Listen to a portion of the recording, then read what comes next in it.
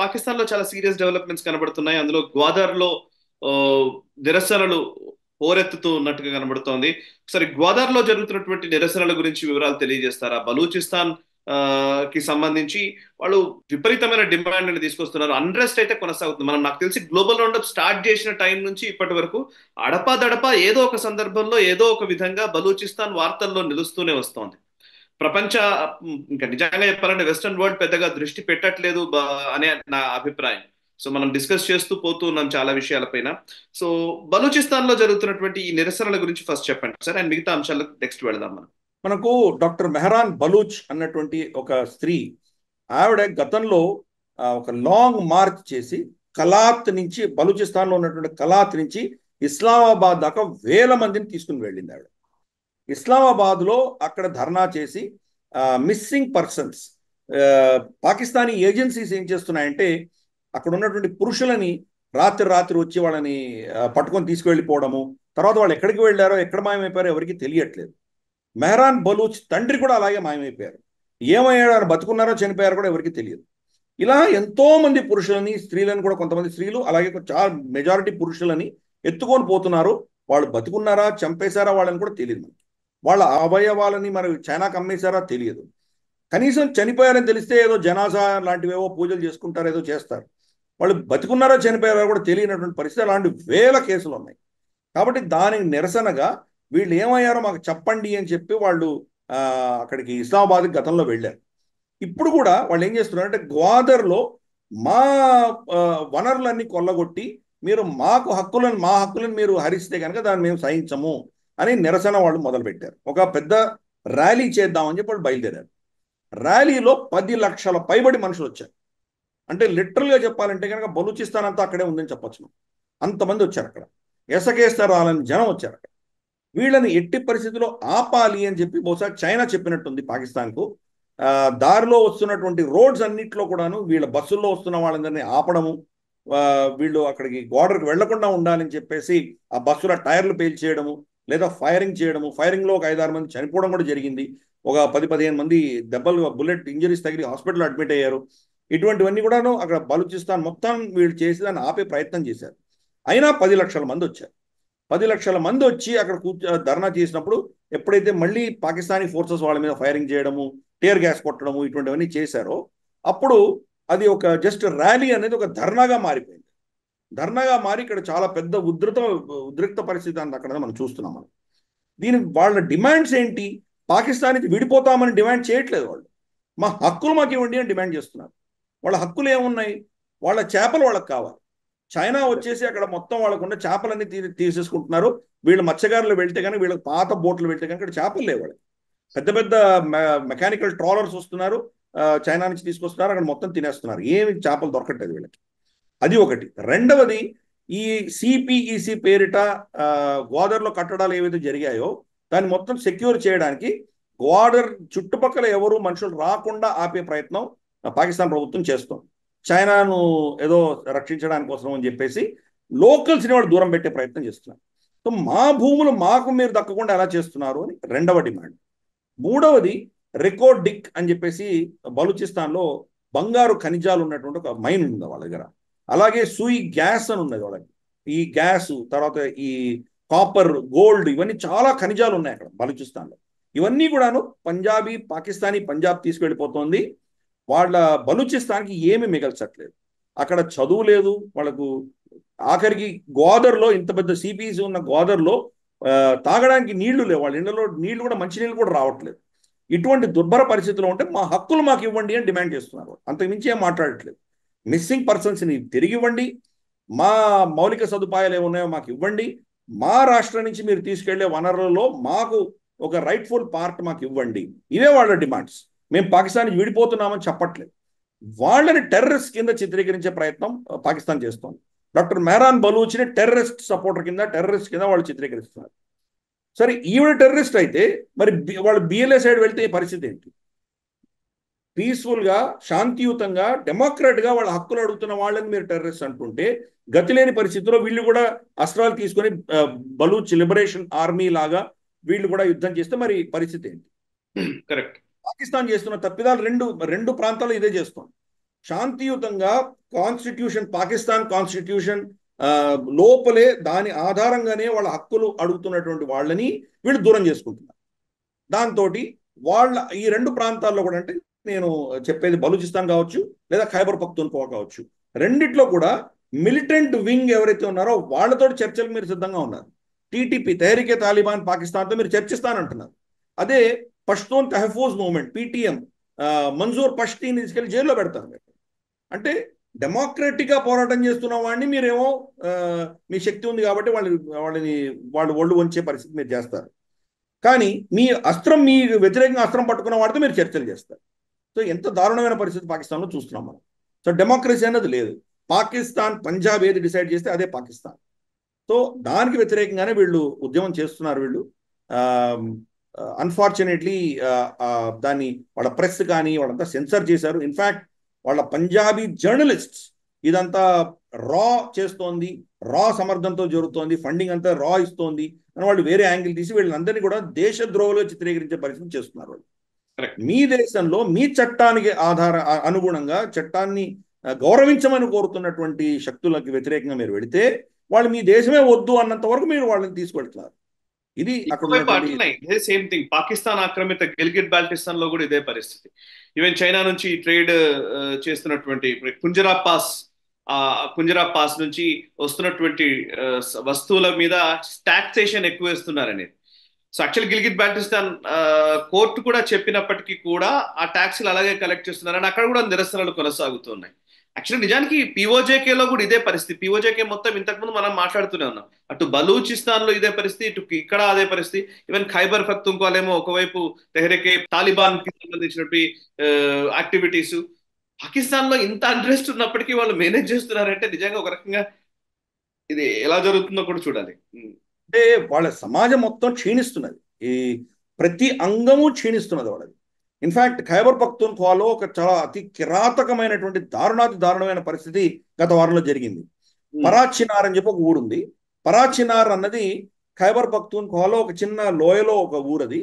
ఆ ఊరి నుంచి యాక్చువల్గా చూస్తే కనుక అద్భుతమైనటువంటి సీనరీ ఉంటుంది. అది భారతదేశంలో ఉంటే కనుక అది షిమ్లా, కుల్లు, మనాలి లాగా చాలా ఫేమస్ అయి ఉండేది.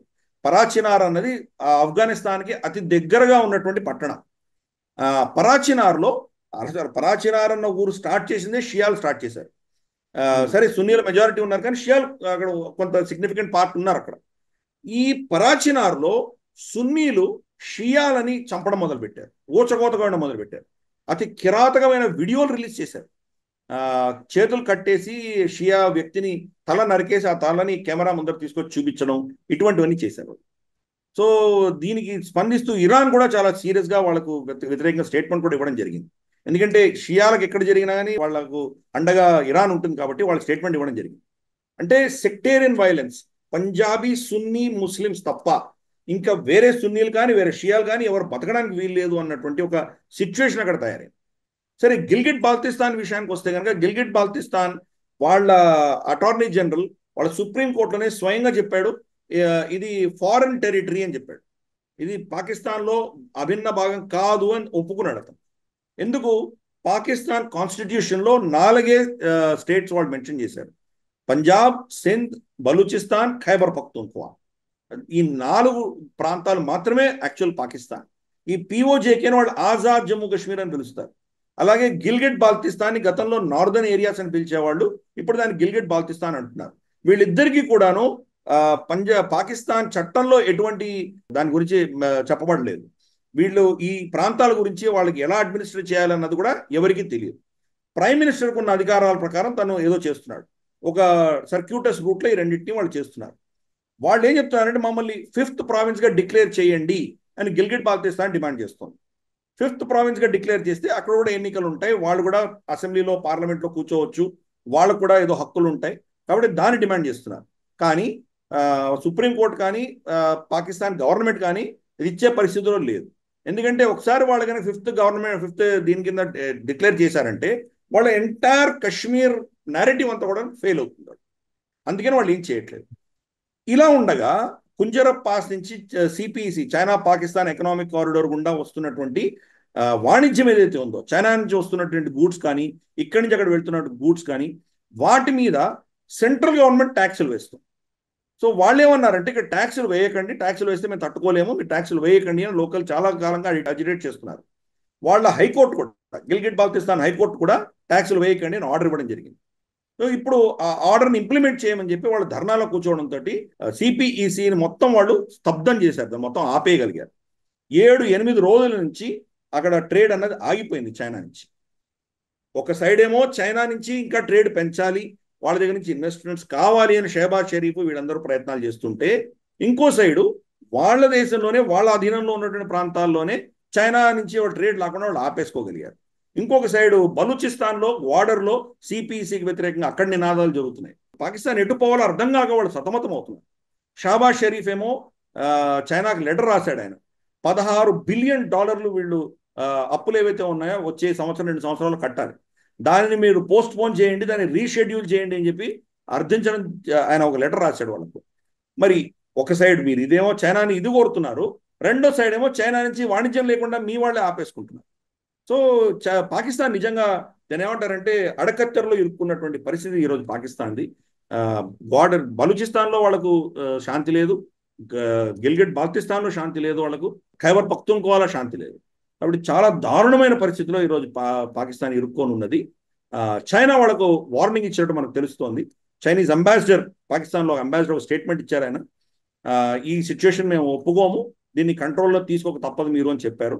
సో చైనా భావజాలంలో, చైనా ఆలోచన దృక్పథంలో కంట్రోల్ తీసుకోవాలంటే ఏం చేయాలి? ప్రజలను చంపడం తప్ప వాళ్ళకి ఏం తెలియదు. కాబట్టి రక్తపాతం చేయమని వాళ్ళు ఒక విధమైనటువంటి ఇండికేషన్ ఇస్తున్నారు. కాబట్టి రాబోయే రోజుల్లో మరి ఈ ప్రాంతాలంతా మరి ఎంత రక్తసిక్తం అవుతాయో తెలియదు. తప్పకుండా పాకిస్తాన్ సైన్యానికి వ్యతిరేకంగా రెసిస్టెన్స్ మాత్రం విపరీతంగా ఉన్నది. డెమోక్రటిక్గా పోరాడుతున్న వాళ్ళని కూడా మీరు వ్యతిరేకిస్తే మరి వాళ్ళ అస్త్రాలు తీసుకున్నప్పుడు మీరు ఏమవుతారో టీటీపీని వీళ్ళందరూ చూపించారు, బిఎల్ఏ మీకు చూపించారు. చూద్దాం రాబోయే రోజుల్లో మరి పాకిస్తాన్లో ఇంకా ఎంత దారుణంగా పరిస్థితి తయారవుతుందో వేచి చూడాలి.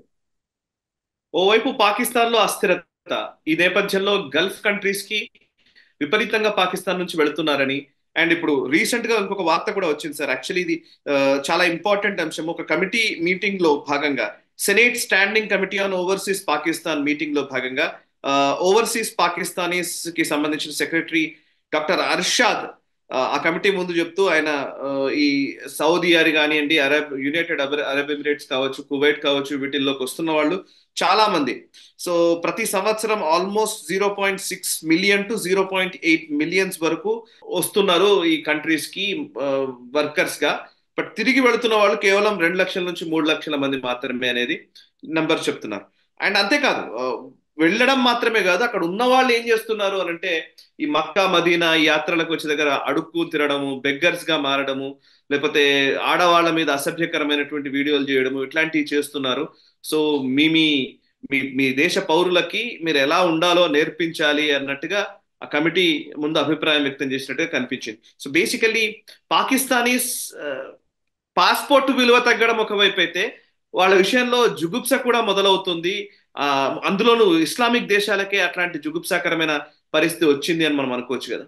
అసలు పాకిస్తాన్ సమాజమే కంప్లీట్ గా క్షీణించింది.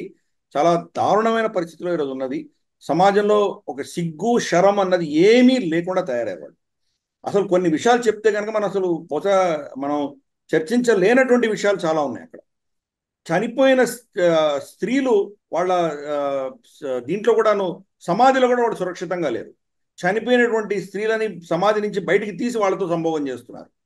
అలాగే డాల్ఫిన్స్ ఉంటాయి, పింక్ డాల్ఫిన్స్ అని ఉంటాయి. మొట్టమొదటి జంతువు మనుషుల వల్ల ఎక్స్టింక్ట్ అయినటువంటి జంతువు ఏదైనా ఉందంటే పింక్ డాల్ఫిన్స్. వాటిని వీళ్ళు సంభోగం చేస్తున్నారు, వాటితోటి దాంట్లో చచ్చిపోతున్నాయి.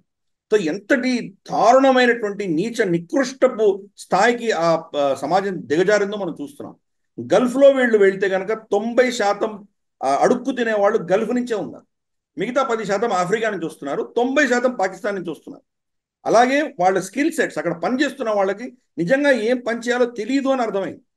వీళ్ళు ప్లంబర్గా, ఫిట్టర్లుగా, డ్రైవర్లుగా వెళ్తే కనుక వీళ్ళ స్కిల్ సెట్స్ చాలా దారుణంగా ఉన్నాయి, వీళ్ళు ఎందుకు పనికిరారు అని చెప్పేసి చాలా కంపెనీలు వీళ్ళని హైర్ చేయడం కూడా మానేసాయి గల్ఫ్లో. పైపెచ్చు అక్కడ ఉన్నటువంటి స్త్రీలు, లోకల్ స్త్రీలు వెళ్తుంటే వీడియోలు తీయడము, దాన్ని వీళ్ళు సోషల్ మీడియాలో అప్లోడ్ చేయడము, వాళ్ళని అరెస్ట్ చేయడం, ఇటువంటివన్నీ కూడా జరుగుతున్నాయి అక్కడ. అంటే ఆ సమాజం ఎంత దారుణమైన పరిస్థితిలో క్షీణించిందో, వాళ్ళకు మారల్ స్టాండర్డ్స్, నైతిక విలువలు ఎంత దారుణంగా పడిపోయినాయో మనం చూస్తున్నాం అక్కడ. అది ఈరోజు ముస్లిం దేశమైన గల్ఫ్ దేశాలే వాళ్ళని వ్యతిరేకిస్తున్నాయి. పోనీ వాళ్ళకి చీప్ లేబర్ కావాలనుకున్నప్పుడు పాకిస్తాన్కి ప్రత్యామ్నాయంగా బంగ్లాదేశ్ని తీసుకోవడానికి కూడా సిద్ధంగా ఉన్నారు. యాక్చువల్గా నేను గల్ఫ్లో పనిచేసినప్పుడు బంగ్లాదేశ్ నుంచి వచ్చిన వాళ్ళకి వీసాలు చాలా కష్టంగా వచ్చేది.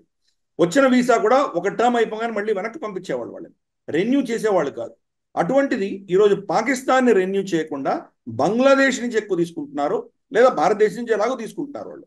అంటే ఆ పరిస్థితికి ఈరోజు ఆ సమాజం వచ్చిందంటే, ఇది ఆ ఎకానమీ కొలాప్స్ అవ్వడం ఒక ఎత్తు అయితే, ఆ సమాజంలో ఉన్నటువంటి నైతిక విలువల కొలాప్స్ కూడా చాలా దారుణంగా ఈరోజు పాకిస్తాన్లో మనం చూస్తున్నాము. అదే ఈ యొక్క రిపోర్ట్లో మనం గల్ఫ్ వాళ్ళు చెప్పడం అన్నది చూస్తున్నాము. రమారమి 3 నుంచి 4 బిలియన్ డాలర్లు ప్రతి నెల రెమిటెన్సెస్ వాళ్ళకి వస్తున్నాయి. సౌదీ అరేబియా, యుఏఈ 2 దేశాల నుంచి పాకిస్తాన్కి వస్తుంది. అవి ఆగిపోయేటువంటి ప్రమాదం ఉన్నది. ఎందుకు? స్కిల్ సెట్స్ తక్కువ ఉంటే కానీ మీ పైసలు ఎక్కువ రావు, ఒకటి. 2, మీ కరెన్సీ, మీ ఎకానమీ కొలాప్స్ అవుతుంది. అందుకని అక్కడ పరిస్థితులు చాలా దారుణంగా ఉన్నాయి. సో ఈ పరిస్థితులలో స్కిల్ సెట్స్ పెంపొందించి మీలో కేపబుల్ ఒక కెపాసిటీ పెంచే దిశగా మీరు కనుక పనిచేయకపోతే, ఈ రాబోయే ఆదాయం కూడా మీకు కట్ అయిపోతే మన పరిస్థితి ఏమవుతుంది? సంవత్సరానికి 30-40 బిలియన్ డాలర్లు మీకు రెమిటెన్స్ ద్వారా వస్తుంది. అది కూడా కట్ అయిపోతే మీ పరిస్థితి ఏమవుతుంది? మీ ఎక్స్పోర్ట్స్ పడిపోతున్నాయి, రెమిటెన్సెస్ పడిపోతున్నాయి, అప్పులు ఏమో పెరిగిపోతున్నాయి, అప్పులు తీర్చుకోలేనటువంటి పరిస్థితిలో ఉన్నారు. సో ఆల్రెడీ దివాళా తీసింది పాకిస్తాన్. ఇంకా దాన్ని ఒక్కొక్క ముక్క అమ్ముకుంటే కూడా వాళ్ళు ఈ అప్పులు తీర్చలేనటువంటి పరిస్థితికి వెళ్తున్నారు. దాని పరిస్థితుల్లో మీ సమాజం కూడా కుదేలైతే కనుక మీరు ప్రపంచానికే కంటంగా తయారయ్యేటువంటి స్థితిలో ఈరోజు పాకిస్తాన్ ఉన్నది. ఈ వీడియో మీకు నచ్చినట్టయితే లైక్ చేయండి, 10 మందికి షేర్ చేయండి. అలాగే కామెంట్ల రూపంలో మీ అభిప్రాయాలను మాతో పంచుకోండి. Nationalist hub group of channels ను సబ్స్క్రైబ్ చేసుకుని తెలుగునాట జాతీయవాద జర్నలిజాన్ని ప్రోత్సహించండి. ఈ వీడియో కింద ఉన్న బెల్ ఐకాన్ పై క్లిక్ చేయడం మర్చిపోవద్దు.